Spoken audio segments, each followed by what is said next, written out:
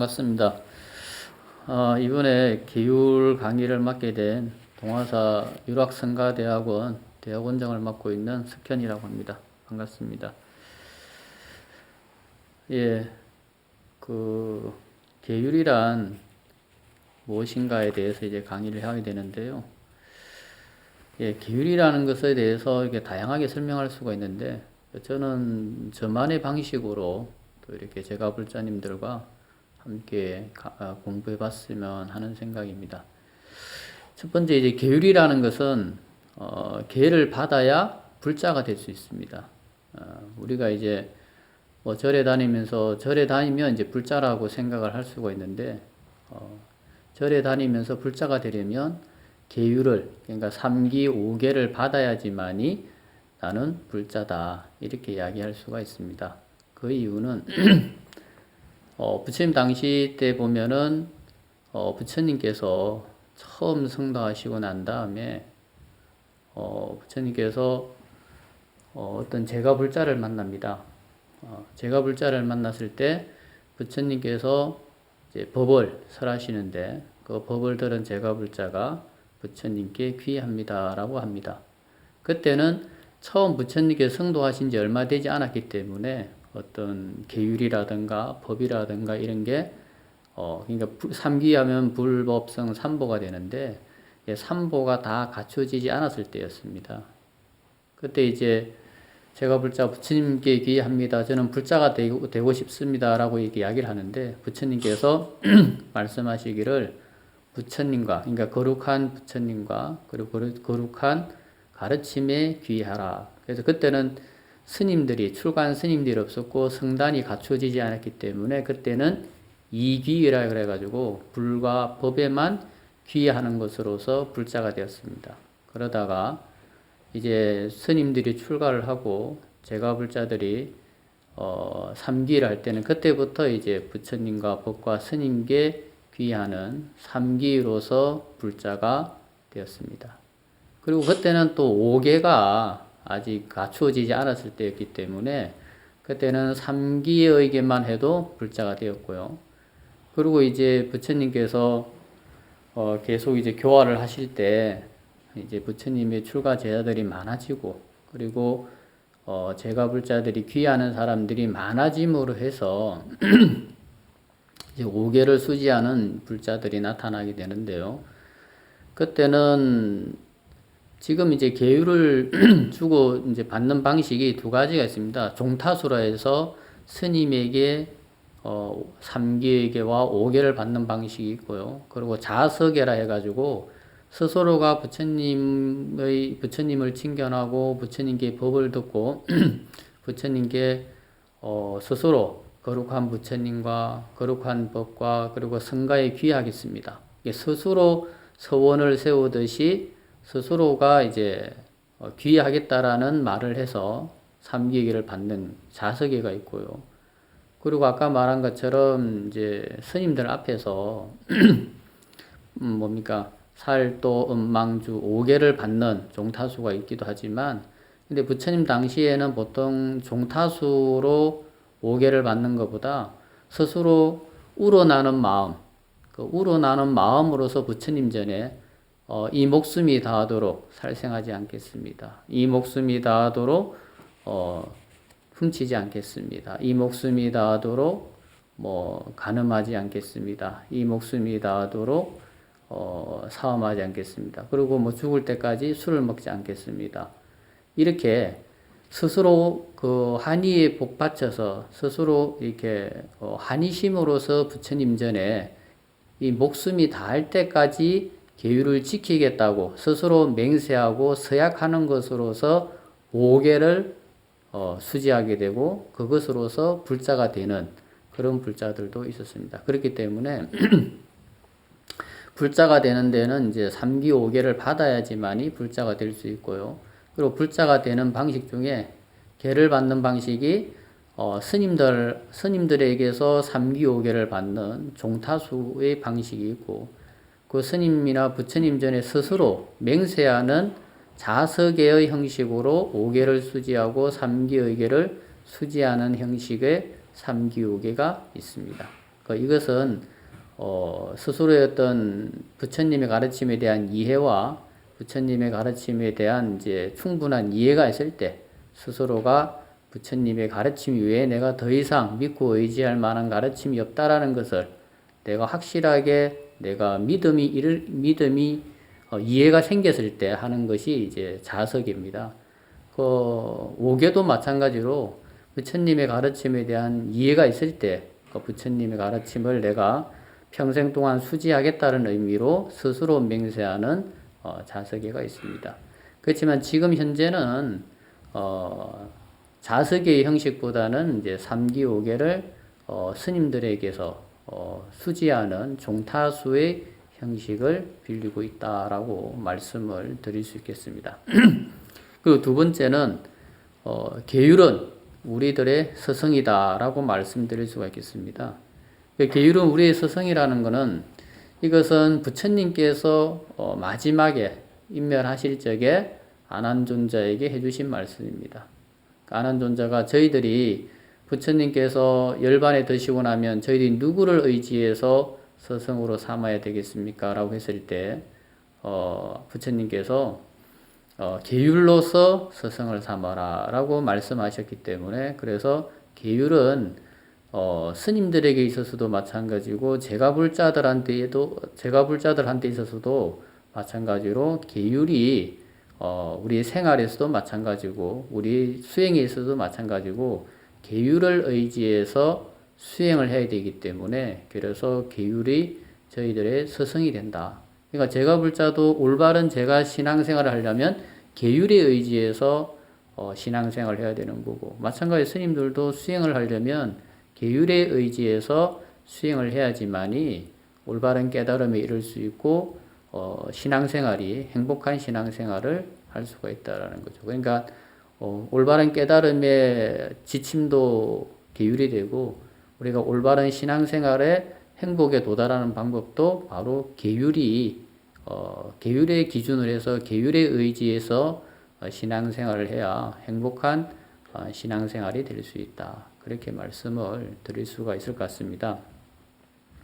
그리고 계율은 세 번째로 저는 계율은 제가 이제 유론에서 스님들과 함께 공부할 때마다 저는 계율에 대해서 이렇게 이야기합니다. 계율은 다른 말로 하면 인과법이다라고 저는 말씀드릴 수 있다라고 항상 이야기합니다.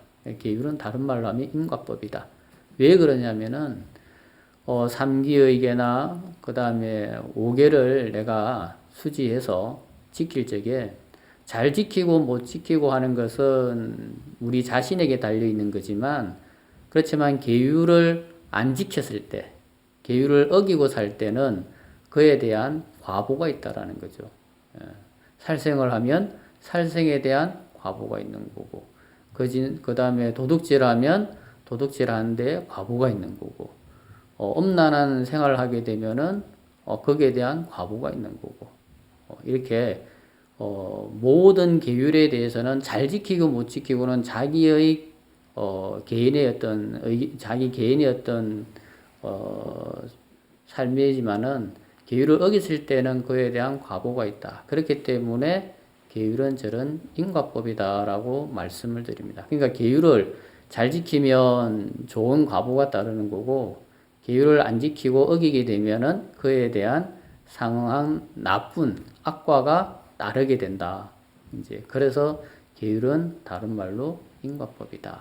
저는 이렇게 우리 유론에서 공부하는 스님들한테 항상 이제 강의를 하는데 제가 불자들한테도 똑같습니다. 계율은 인과법이다. 계율을 무시하고 계율을 어기고 살면은 그에 대한 과보가 따른다라는 것을 명심하시고 산다면 계율을 잘 지키면 잘 지키는 만큼 자기 자신의 자존감도 높아지는 거고 또 자기 어떤 행복감도 높아지는 거고 그리고 계율을 어기게 살면은 늘 마음이 무겁고 늘 마음에 두려움이 생길 수밖에 없습니다. 그래서 계율은 인과법이다라고 저는 이렇게 말씀을 드릴 수 있을 것 같습니다. 또 하나 네 번째 계율은 우리의 마음의 악을 끊을 수 있는 유일한 도구다라고 저는 말씀을 드릴 수 있을 것 같습니다. 제가 왜 이렇게 계율에 대해서 여러 가지로 설명하냐면 우리가 생활하다 보면은 여러 가지의 어떤 삶의 문제가 있는데 그런 것들을 인생에 정답이 없지 않습니까? 중생이 많이 있듯이 사람이 많이 있듯이 삶의 어떤 가치관이나 방식이 다 다를 수 있기 때문에 그래서 이렇게 여러 가지로 이렇게 설명을 드리는 겁니다. 계율은 악을 끊을 수 있는 유일한 방법이라는 것은 계율에 나와 있는 내용들이 3기에게나 5개가 다 우리의 마음에 근원적인 번뇌를 끊을 수 있는 유일한 도구라는 거죠. 계율의 말씀처럼 내가 생활하게 되면은 우리의 마음에 무거운 마음들이 번뇌들이 제거된다라는 거죠. 그 계율을 예를 들어서 살생하지 말라는 계율을 내가 잘 지키면 다른 사람에게 피해를 준다거나 다른 사람을 해치려는 마음들이 계율에 의해서 그런 마음들이 제어가 된다라는 거죠. 계율이 제어만 마음에 그런 것들이 제어만 될 뿐만 아니라 그런 것들을 늘 실천함으로 해서 종국에는 불살생을 지키는 것이 자비의 마음으로 이렇게 전환되기도 하고 또 훔치지 말라는 것도 훔치고 싶은 마음들을 제어시켜주고 또 그런 마음들이 언젠가는 잘 지켜지게 되면은 도둑질을 하는 마음이 사라질 뿐만 아니라 또 그것이 보시의 마음으로 바뀔 수도 있다라는 거죠. 그래서 계율은 우리가 가지고 있는 중생들이 가지고 있는 탐진치 삼독을 제어할 수 있는 그리고 끊을 수 있는 유일한 도구가 바로 계율이다. 계율을 이제 다르게도 설명을 하는데 계율은 아까 말씀드린 우리의 유일한 번뇌를 끊을 수 있는 유일한 도구라고 말씀을 드렸는데요.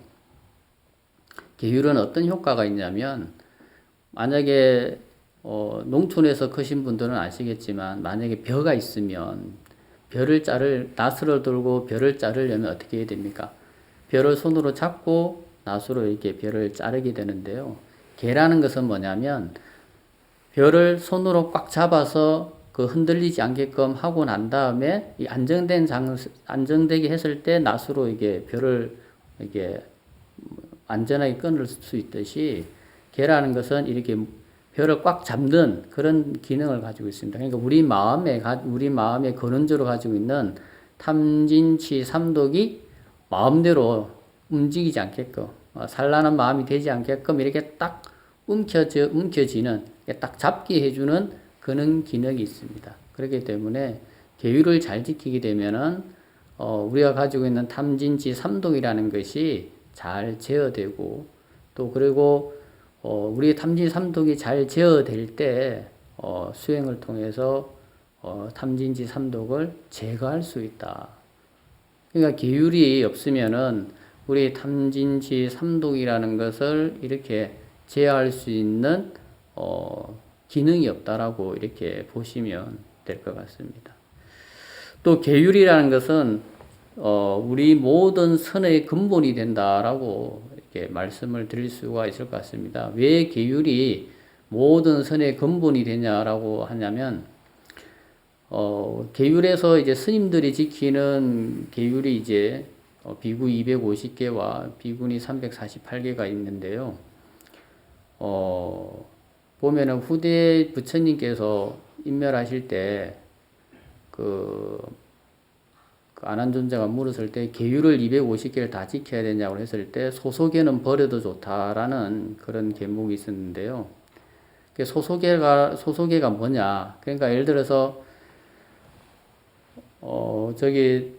부처님께서 열반에 드시고 난 다음에 가섭존자가 500명의 스님들을 이렇게 결집을 해서 법과 율을 제정할 적에 가섭존자가 법과 율을 제정할 적에 무엇부터 결집을 하면 좋겠습니까? 라고 대중들에게 물었을 때 대중들이 율을 먼저 제정합시다 라고 해서 계율을 먼저 제정하게 됩니다. 그래서 이제 우바리 존자께서 앞에 놓아서 계율을 이제 결집을 하게 되는데요. 그때 보면은 이제 일부 스님들이 그런 이야기를 합니다. 부처님께서 어떤 때는 계율에 대해서 말씀하실 때 소속에는 버려도 좋다라는 말씀을 하셨습니다. 그러니까 소속에는 빼고 계율을 결집했으면 좋겠습니다. 그러니까 스님이 생각할 때 그러면 소속에는 어디까지입니까? 그러니까 제가 생각할 때는 부처님한테 듣기로는 어디까지가 소속입니다. 이야기를 하니까 또 다른 데서는 아닙니다. 제가 듣기로는 또 어디까지가 또 소속입니다. 그러니까 소속애를 버려도 좋다라는 말씀을 부처님께서 하시긴 하셨는데 어디에서 어디까지는 반드시 지켜야 되는 기율이고 어디에서 어디까지는 소속애니까 버려도 좋다라고 정확하게 말씀하신 것은 없는 거예요. 그러니까 말씀을 하시다가 소속애는 버려도 좋다는 말씀을 하신 거는 맞지만 어디까지가 소속애인지는 말씀하시지 않았기 때문에 그것 때문에 이제 결집할 때 좀 이렇게 분분한 이야기들이 있었습니다. 그때 이제 가섭존자께서 그러면 어디에서 어디까지가 소속이라는 걸 모른다고 한다면 비구 250개 전체의 내용을 다 지키는 계율로 제정해야 되겠습니다라고 해서 비구 250개를 모두 다 제정했습니다. 그래서 이제 비구 250개를 다 지키는 걸로 이렇게 되었는데요.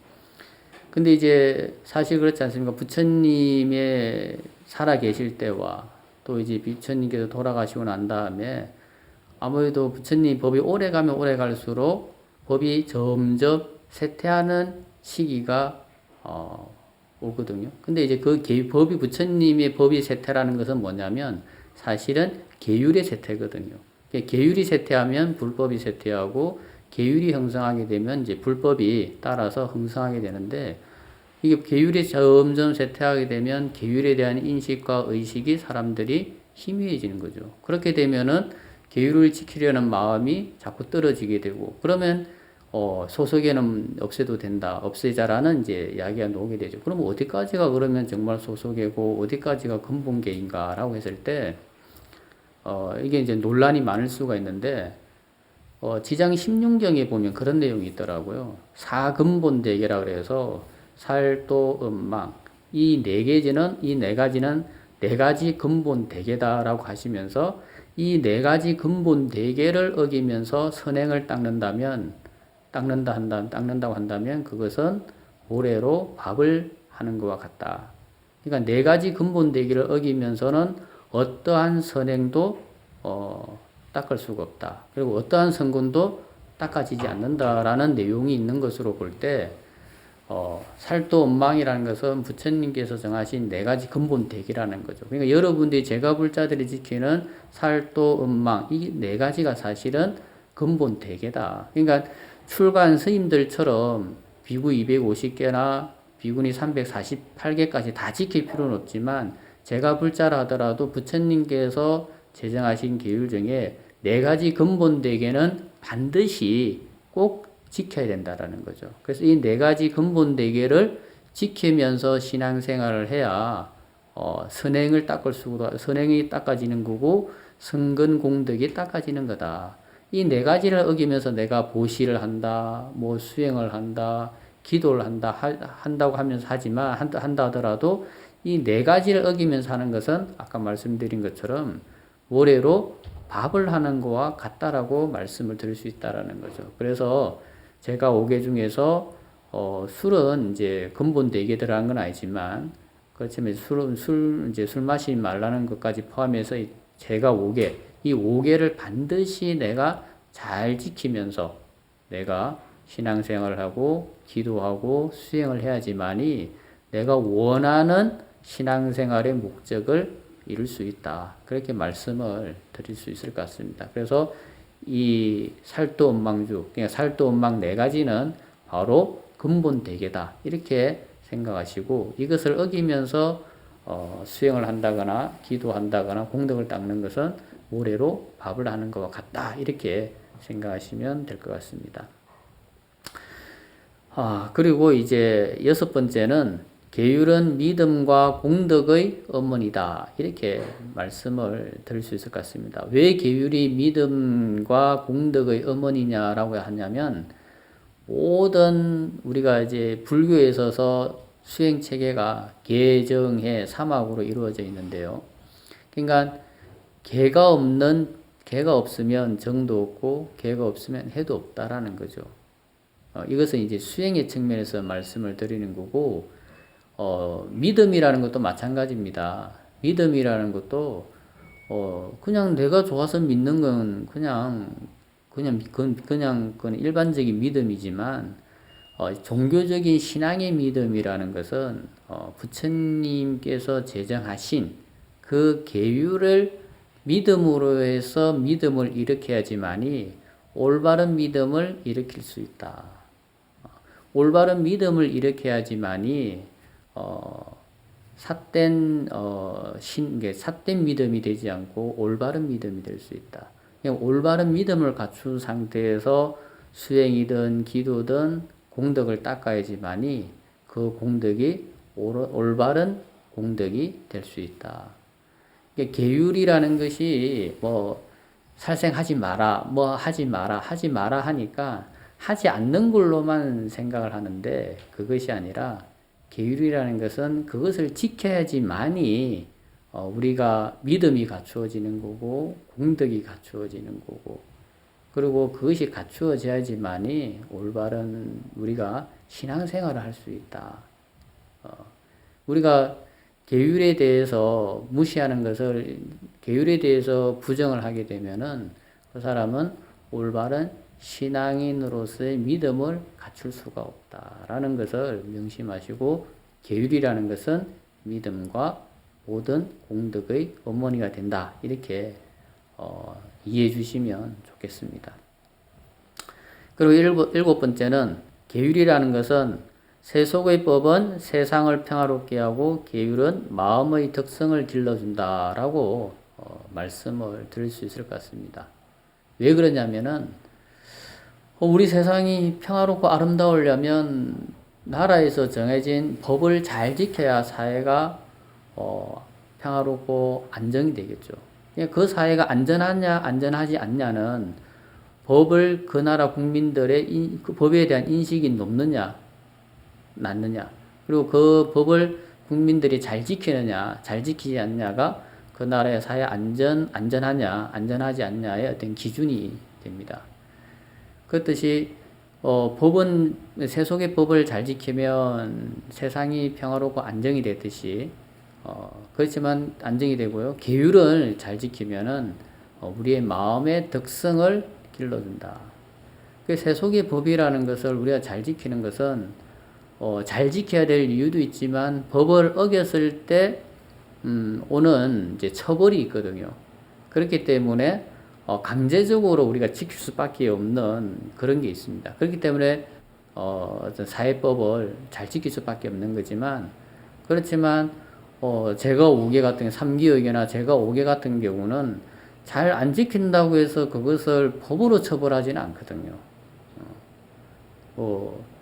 그렇지만 계율을 잘 안 지키면 법으로 처벌하진 않지만, 그렇지만 계율을 잘 안 지키게 되면은 우리의 마음의 덕성이, 여기서 말한 마음의 덕성이라는 것은 이제 불성이라 할 수 있겠죠. 우리 불성이 훼손된다.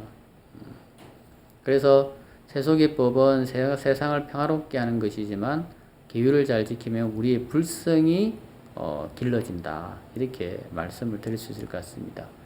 그러면 이 세간법과 계율에 어떤 상관관계가 있느냐라고 했을 때, 이 상관관계가 있습니다. 왜냐하면 부처님께서 계율을 제정하실 때 저 이웃 종교처럼 사회법 위에 어떤 종교의 법을 두거나 그러지 않으셨습니다. 부처님은 세간법 위에다가 불법을 이렇게 올려놓으신 거지. 그러니까 세간법이 튼튼해야 불법도 같이 튼튼해질 수 있다고 보신 거지, 세간법이 종교의 어떤 율법이 종교법보다 상위법이다, 이렇게 보지 않는 거죠. 마치 뭐와 같냐면, 불교에서 말하는 계율이라는 것은 이와 같은 겁니다. 우리가 2층 건물을 짓던 3층 건물을 짓던 100층 건물을 짓던, 건물을 올려서 2층, 3층, 10층, 100층 이렇게 높은 건물을 지으려면 그런 높은 건물을 지으려 할수록 뭐가 가장 중요합니까? 기초가 중요하잖아요. 1층, 2층을 지으려면은 2층 지을 만큼의 기초가 튼튼해야 되는 거고, 10층 건물을 지으려면 10층 건물을 지을 수 있을 만큼의 기초 바닥이 또 튼튼해야 되고, 그리고 20층, 30층, 100층을 지으려면 100층을 지을 수 있을 만큼의 기초 바닥이 튼튼해야지만이 그 위에 이렇게 건물을 올릴 수가 있습니다. 마찬가지로 사회가 안정되고 사회법을 잘 지키는 의식이 있을 때 그런 사람들이 또 불교를 믿고 할 때 그 법을 부처님께서 말씀하신 법까지 잘 지킬 수 있다라고 이제 이렇게 보는 겁니다. 그래서 세간법과 불법은 이렇게 전혀 다른 것이 아닙니다. 그리고 부처님께서 스님들이 지키는 비구 250개나 비구니 스님들이 지키는 348개가 있는데요.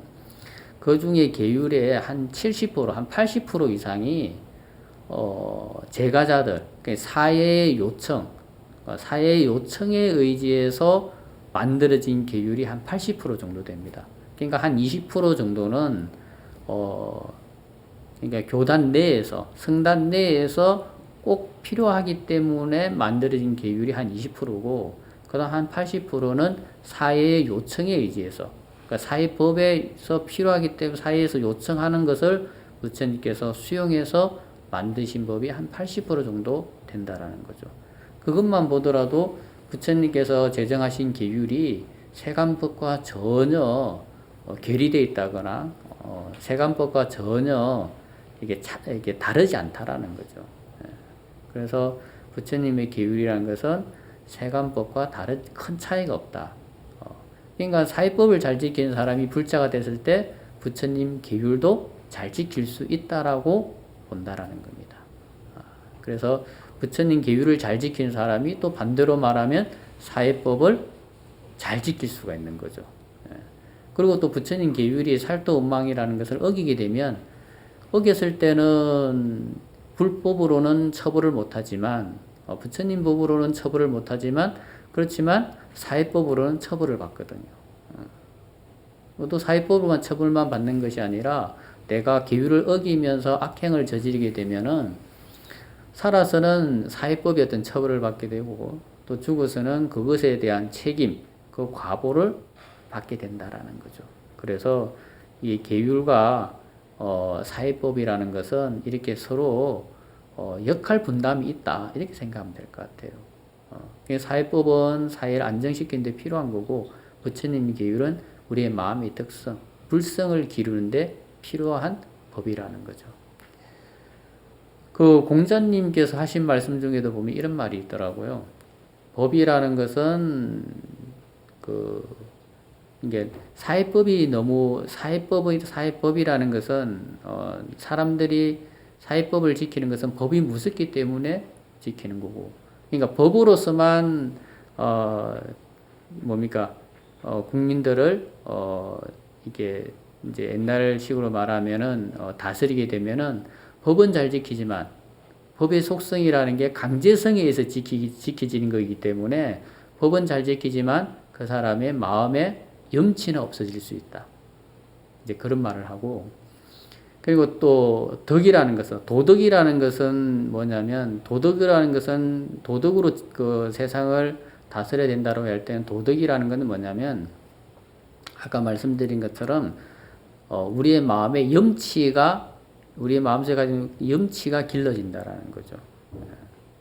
그래서 이게 유학에서도 법과 도덕이라는 것이 두 가지를 가지고서 백성을 다스려야 올바르게 다스릴 수 있듯이, 이 계율이라는 것도 마찬가지로 사회법은 사회법대로 잘 지키고 또 계율은 계율대로 잘 지켜야지만이 되겠다, 그런 말씀을 드릴 수가 있을 것 같습니다.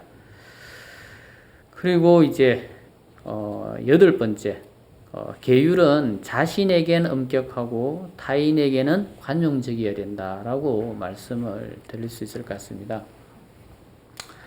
계율이라는 것이 자기 자신의 어떤 수행을 위해서 필요한 거고, 우리의 어떤 불성을 기르는 데 필요한 거지, 계율이 다른 사람이 계율을 잘 지키냐 잘 지키지 못하느냐를 살피는 그런 도구는 아니라는 거죠. 그러니까 계율을 잘 지키는 사람은 남을 흠을 안 합니다. 왜냐하면 다른 사람의 그 모습을 통해서 자기 자신의 반면 교사로 삼거든요. 그러니까 다른 사람이 계율을 안 지키는 모습을 가지고 나는 저 사람처럼 계율을 잘 지키지 않는 부분이 없지 않는가 이렇게 살피는 반면 교사로 삼음으로 해서 자기 자신에게는 이렇게 엄격하게 대하고 또 다른 사람에게는 좀 관용적으로 대해야지 그 사람과 사람들인데 계율을 잘 지키는 사람과 안 지키는 사람이 그래도 함께 우리가 신앙생활 할 수 있는 거지 너무 계율을 자기는 잘 지킨다고 생각하고 남은 안 지킨다고 이렇게 이야기하게 되면은 그 사람과 가까이 하는 사람이 없어진다. 그래서 계율은 자기 자신에게는 엄격하게 적용하면서 다른 사람들에게는 그래도 관용적으로 그렇지만 내가 계율을 또 잘 지키게 되면은 결과적으로 그런 사람들이 내가 계율을 잘 지키는 모습을 보고 또 그 사람들이 언젠가는 반면교사로 삼아서 자기 자신처럼 계율을 잘 지키는 사람이 될 수 있거든요.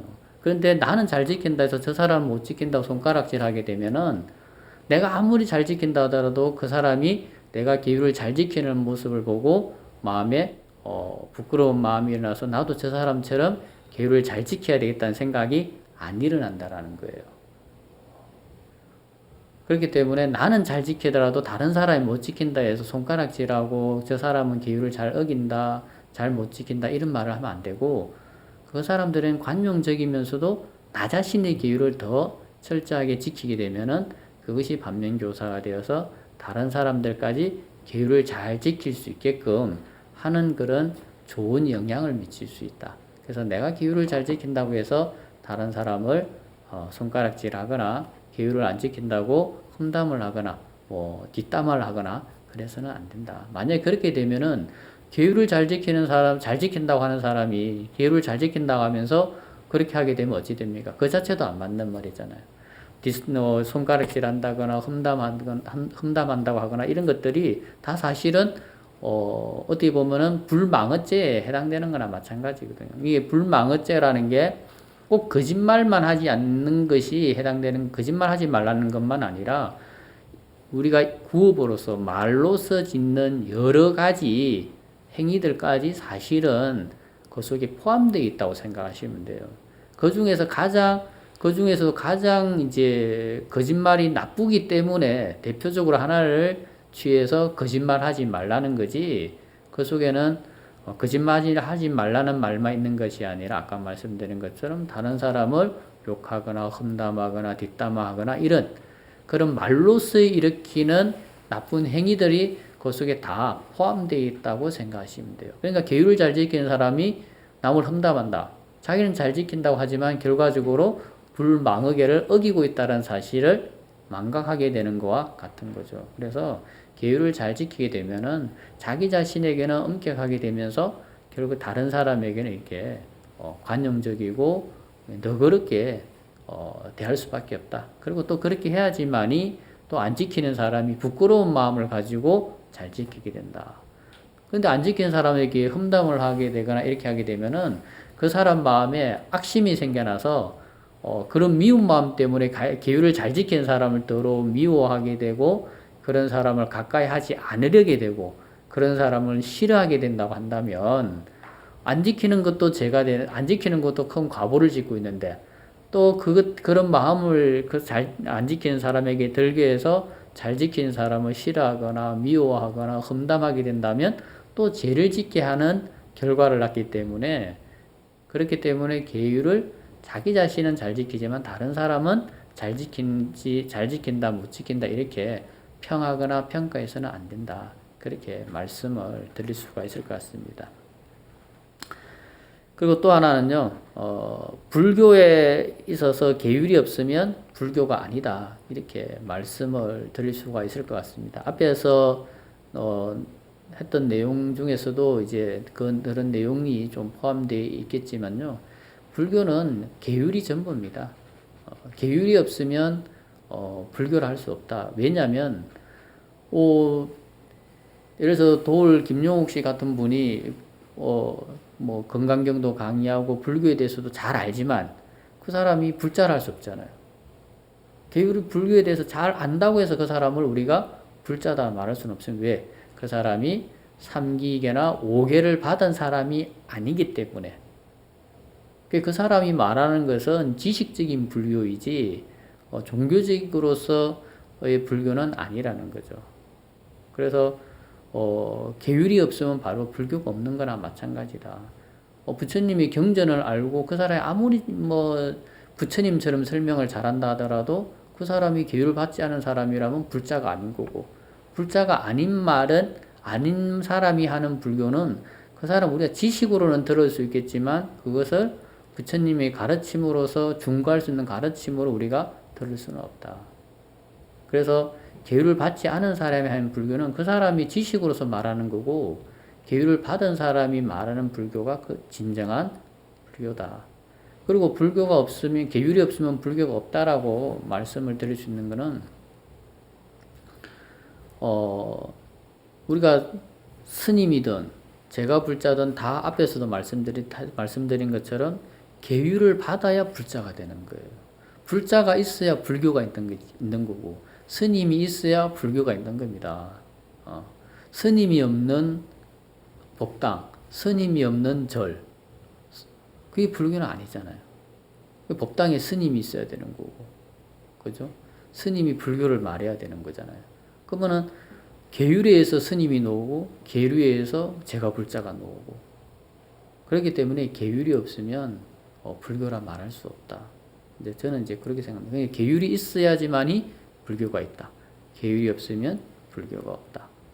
그러니까 사찰도 마찬가지죠. 사찰에 스님이 있는데 뭐 계율을 뭐 무시하고 안 지킨다. 그러면 어떻게 되겠습니까? 그럼 불교를 할 수 없는 거거든요.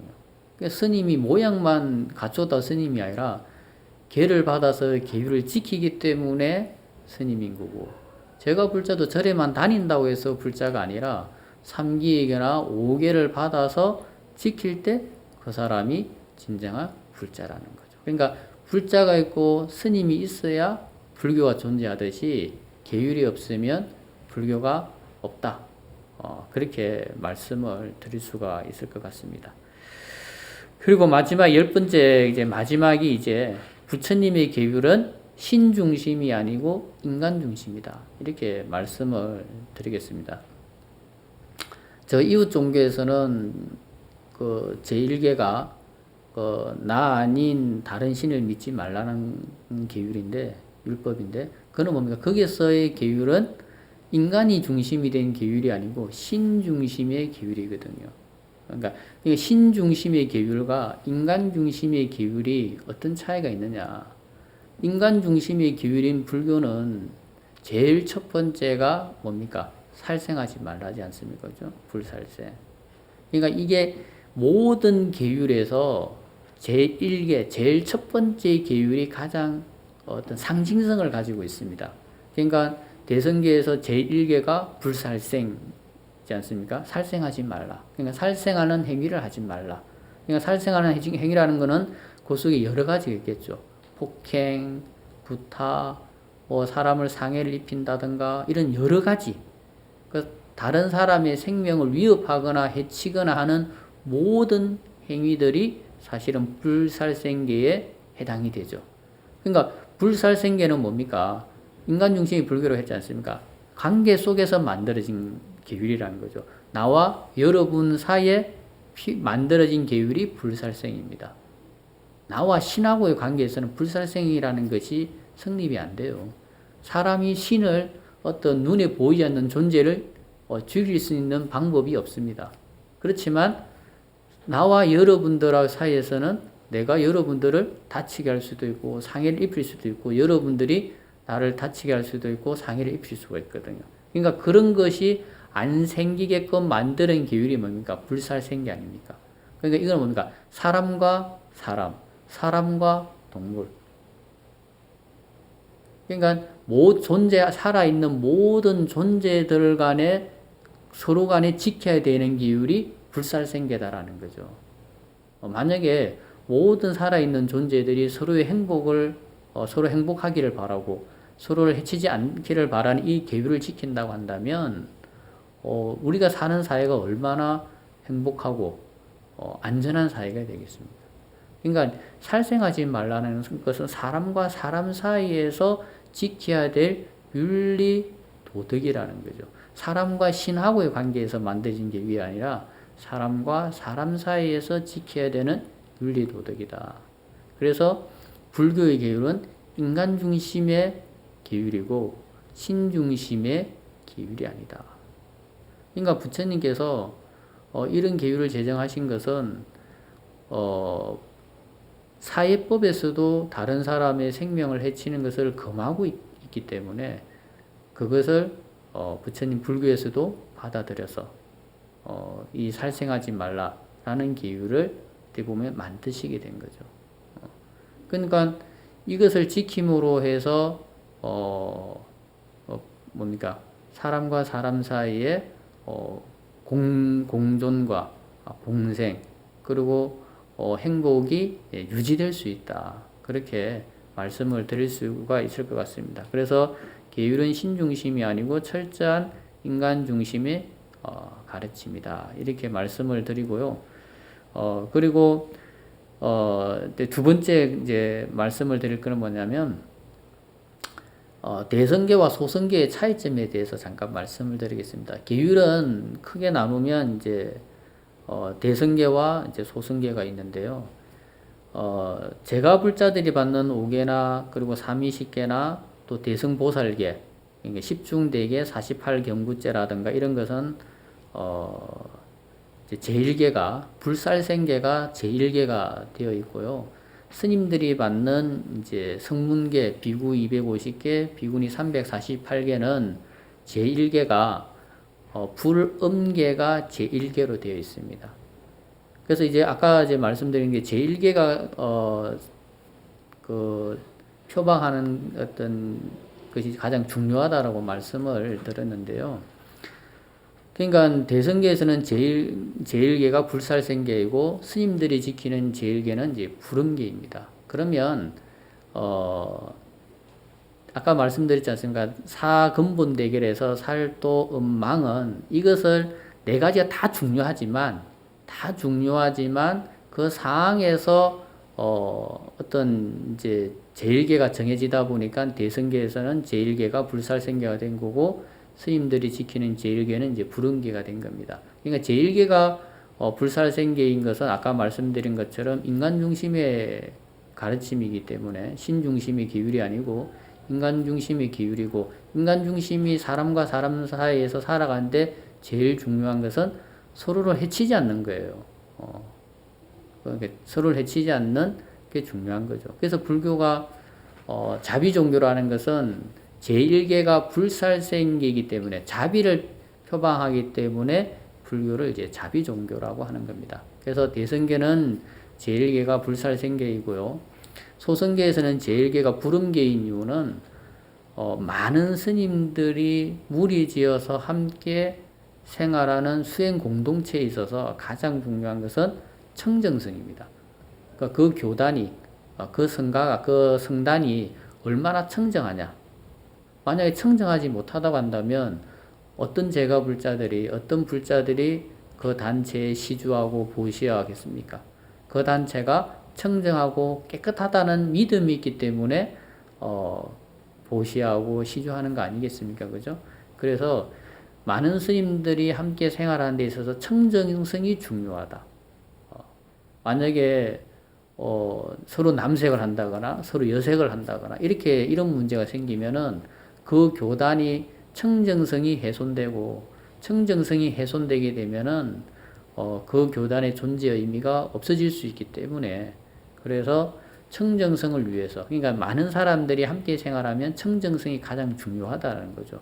그리고 청정성이 수행이라는 것은 청정하기 위해서 수행을 하는 건데 가장 청정한 수행 단체가 청정하지 못하다고 한다면 그 어떤 교단이나 성단이나 그 단체가 존재할 수 없다라는 거죠. 그래서 많은 사람들이 함께 생활하는 수행 공동체에 있어서는 가장 중요한 것이 청정성이 가장 중요하기 때문에 스님들은 계율에 있어서 제1계가 불엄계가 된다라는 사실, 그것을 그 차이점을 좀 명심해 주시면 좋겠습니다.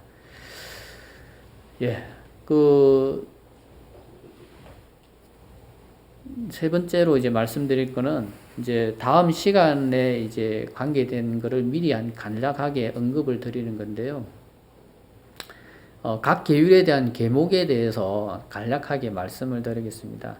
계율은 크게 나누면 세 가지가 있겠습니다. 첫 번째, 스님들이 받는 계율.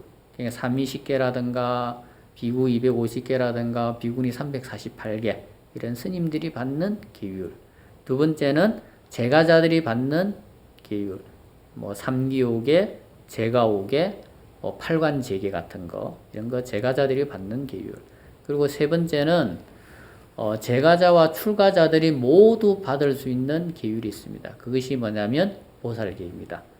보살계는 제가자들만 받는 계율이 아니고 스님들도 받는 계율입니다. 그래서 제가자, 출가자가 모두 받아서 함께 지킬 수 있는 대승계, 보살계가 있습니다. 그래서 계율을 나누면 이렇게 스님들이 받는 계율, 제가자들이 받는 계율, 그리고 제가자와 스님들이 모두 받아서 지킬 수 있는 계율, 이렇게 세 가지가 있다라고 말씀을 드리고, 다음 강의에서 그러니까 스님들이 받는 계율과 제가자들이 받는 계율, 그리고 제가자와 스님들이 받는 대승보살계, 요것에 대해서 다음 시간에서 이제 말씀을 드리도록 하겠습니다. 예, 수고하셨습니다.